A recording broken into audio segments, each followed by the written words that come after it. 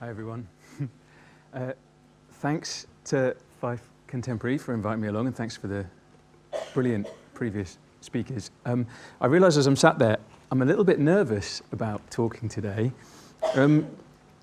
because when I started trying to think about viewing my work through the title of today, Thinking, Making and Matter, I started drawing myself a spider diagram, trying to figure out how those what those words mean to me and how they interact. I ended up with such a tangled web of lines and arrows and cross-references that I realised I didn't really know how to separate those words. And that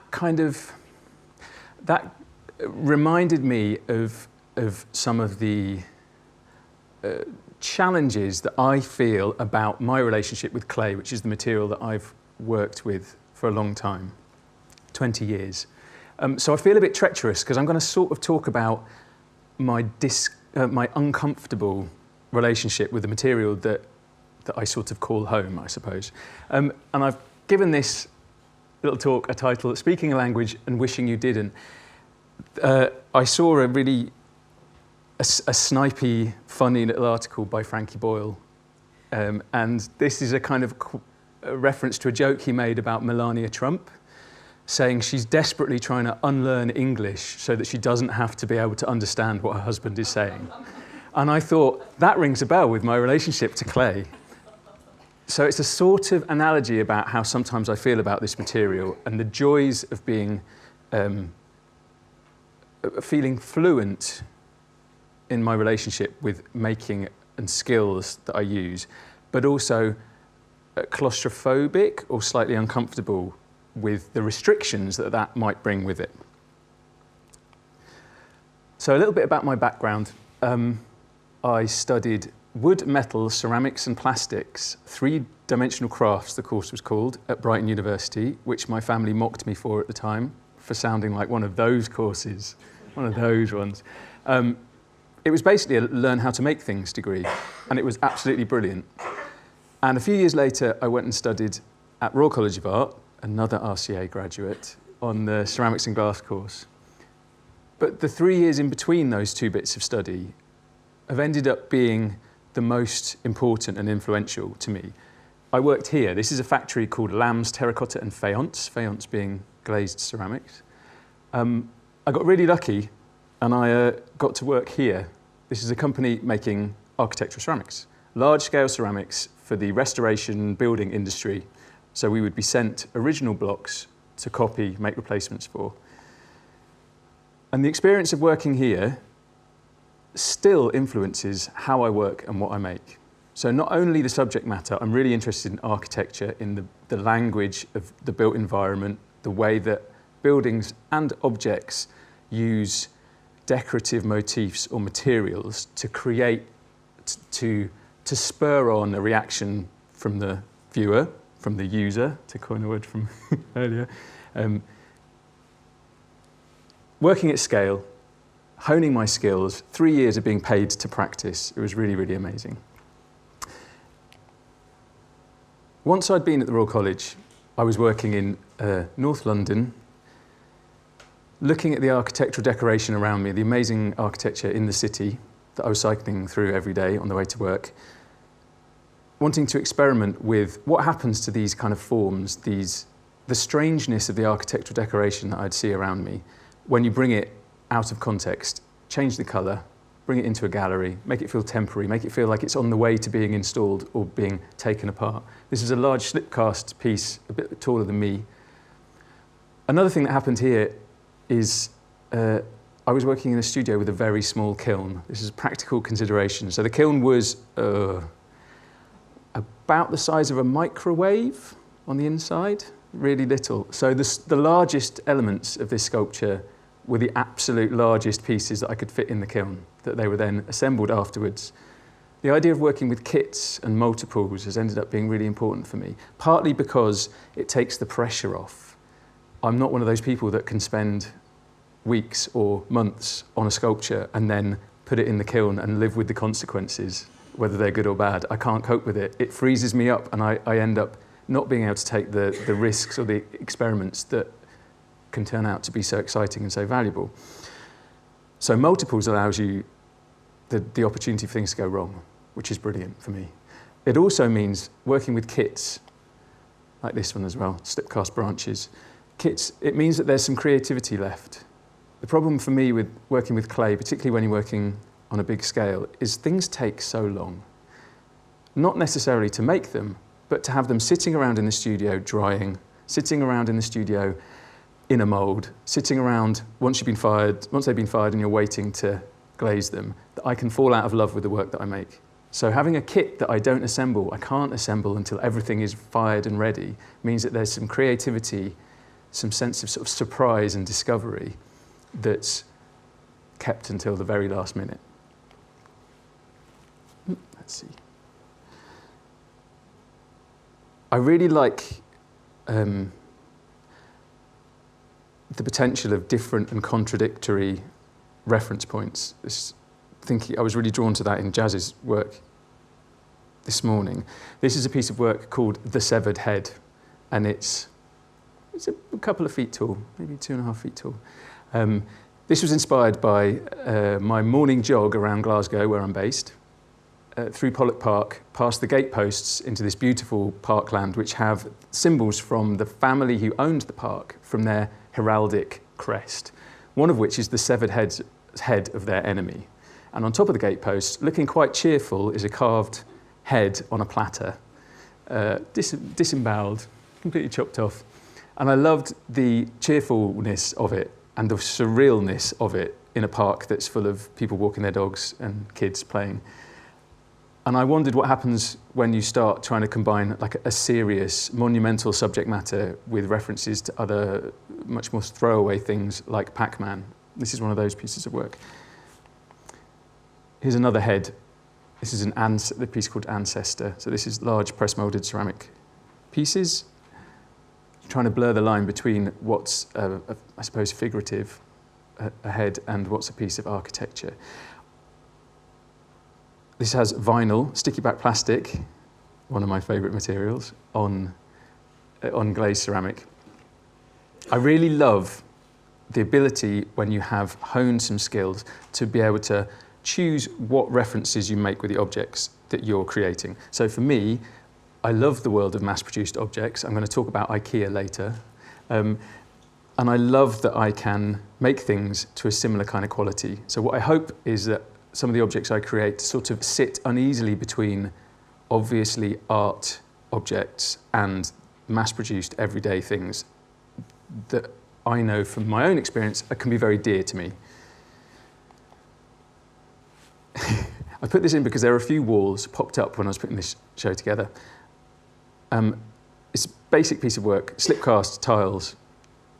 It requires other materials to support it, so it's a wooden ply substructure faced with tiles.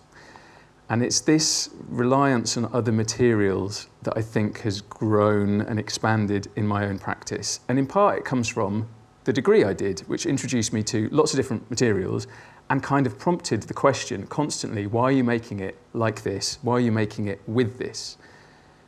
It's no good going to propose an amazing ceramic unicorn the size of a unicorn if your tutor's going to turn around and say, well, you should make that in plastic, or don't make it at all, or make it as a projection. So that's questioning of what material you're using. This is a large lantern on an architectural scale. The white bits are ceramic, and the body of it is wood and sticky back plastic, kind of imitation marble. And I like that the table is unsure whether it's part of the piece of work or part of the display. This sort of spreading outwards and always looking to kind of question or maybe provide a context for the work. Some of the things I've just shown you, I feel quite uncomfortable with, in that they don't rely on where they are for any kind of grounding for the work. They can just sit wherever you want. In fact, that severed head is in the V&A and looks very happy, and I'm very excited that it's there alongside other people's work. But it seems strange sometimes to be working in the studio making a piece of work that could go anywhere and it would still expect itself to be the same thing, if that makes sense.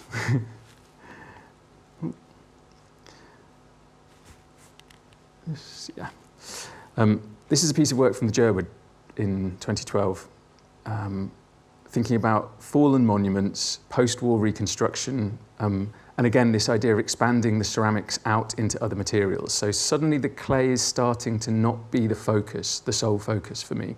And maybe that's a sort of defense mechanism, not wanting to put, like working with multiples, not wanting to put too much pressure on this precious central object. So this is sat on imitation leather, so leatherette and marble effect lino, and a box that's covered in granite effect sticky back floor tiles. So sort of, again, testing the edge of where the edge of the object is, and also the meaning of the materials, and looking to see what other materials ceramics might sit alongside, or where we might encounter ceramics in our life. What's the material context for that? In my kitchen, what other materials do I see alongside clay? And also kind of clashing grand and humble things, I suppose. Here I'm trying to find out how to use the space in between objects as well. And that print in the background came from this. This is part of my escape route, this feeling that I have sometimes with clay, the tension of wanting to pull myself away from it and trying to not just think through the materials in case I miss something, but then always being drawn back to this material that I feel fluent in, comfortable with. This is what brought me to Scotland. It's my residency at Cove Park, where I just worked in 2 dimensions. 2 months of drawing. And that sense of trying to escape clay has stayed with me. This is a piece of work just from last year for a ceramic show at the New Art Centre down in the south of England. And I loved the idea that in a show about ceramics, I was using a piece of work that was mass-produced tiles from Topps Tiles, that some of which I'd cut up and refired in the kiln to get a different colour, and then assembled them to make this kind of brick obelisk that was supposed to chime with the formal landscape that it was set in, but also kind of ask questions about what we expect from ceramics and where we expect to see it. This is another wall. This is stitched vinyl. So thinking about testing what materials share some qualities with clay, and can I use those instead? What might they bring to the clay element? So this was a piece of work for the British Ceramics Biennial a few years ago. Needless to say, they were slightly perplexed when I turned up with a piece of work which is mostly made of fabric, with some ceramic brackets holding it up.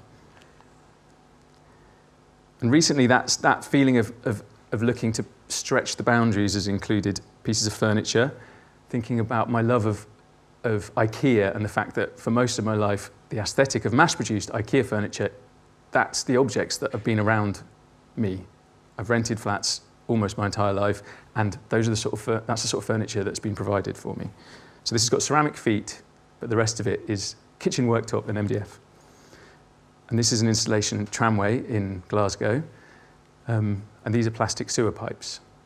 And again, it feels like the weighting of ceramic to other material. This only works, this installation of giant columns, by using other materials and just using clay for sort of incidental but vital pieces like the column capitals. And this was a piece of work that felt brave because it was a move away entirely from clay, although I kept one foot in that world because I used lots of techniques that I developed for slip casting and mould making, working with plaster. So this is thinking about reliquaries, furniture for very precious furniture for precious things. And what would that mean in Glasgow? Precious places or precious objects for me personally. I saw some amazing reliquaries in France that were little model chateaux and model cathedrals covered in gold leaf, and I thought, well, Glasgow is busy knocking down its tower blocks. What if you translate that kind of object through the prism of Glasgow's built environment? And this is a Jesmonite concrete imitation tower block cupboard, which opens like that inside its IKEA kitchen cabinets, and it reveals itself as kind of cupboards to store your own precious things at home.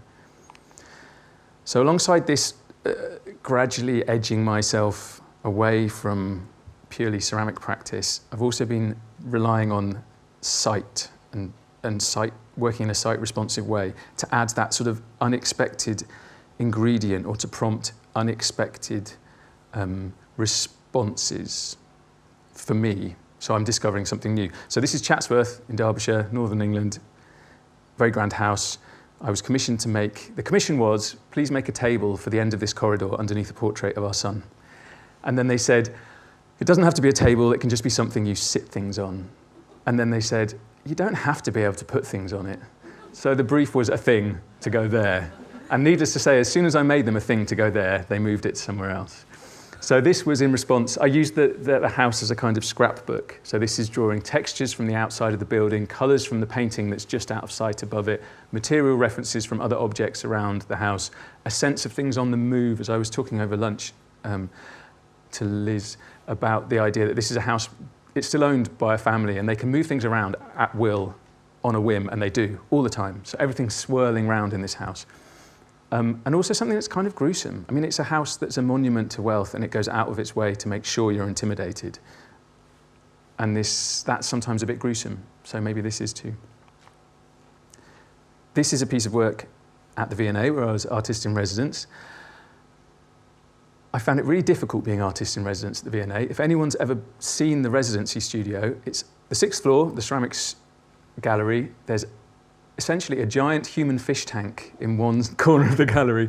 It's a studio with a whole glass wall into the gallery, and you're on display all the time there. And I knew that that would be challenging and very different from my normal experience in the studio, but it still got to me over the course of 6 months, and I found myself having to work very hard to not perform being an artist for the public. And actually, my favourite project that came out of that time, which was looking at the architecture of the building as a collection, and also the idea of hidden spaces and hidden geographies of the museum, I suppose, looking at the museum after dark and up in the attic and in the basement and working, following the cleaning staff around and following the security staff around and seeing the way that they navigate the building, and also asking the staff about their experience of working there. And lots of people said to me, you're looking for hidden spaces. There's a hidden space inside the column in the cast courts. This is the cast courts, an enormous Victorian plaster cast of Trajan's column. And they said, oh yeah, there's a hidden room. And I've heard that people used to go there and smoke weed. And I've heard that people used to go there after the Christmas party and make love. And I've heard that there used to be a pop-up hairdressers. And these strange stories about this little building. And for me, one of the joys of being the artist in residence is that you can use that position to ask, to sort of leverage an unusual experience. So this hidden room, no one had been inside before, but I could propose a piece of sculpture inside in order for the public to gain access. And inside that column, there's this amazing space that's like standing at the bottom of a well or the bottom of a factory chimney, moving from that enormous space into this tiny, intimate, vertical space surrounded by wooden bookshelves. It feels very Alice in Wonderland. Roses are the symbol of the ancient Roman god of secrecy, and they're still used. Sub rosa is still a clause on military documents. This is looking up the chimney.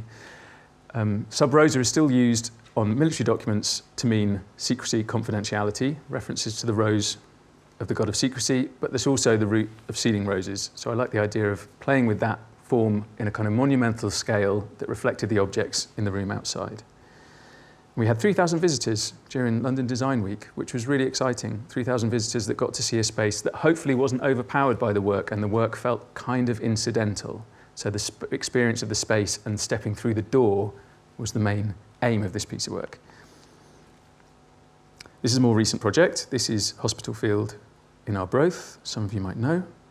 An amazing fantasy, Victorian fantasy of an ancient Scottish house. So it's a really, really old Scottish building, and the owner in the 19th century decided it didn't look like he wanted a really, really old Scottish building to look. So it's kind of been encased with this fairy tale fantasy exterior. So it's pretending to be more of the thing that it actually is.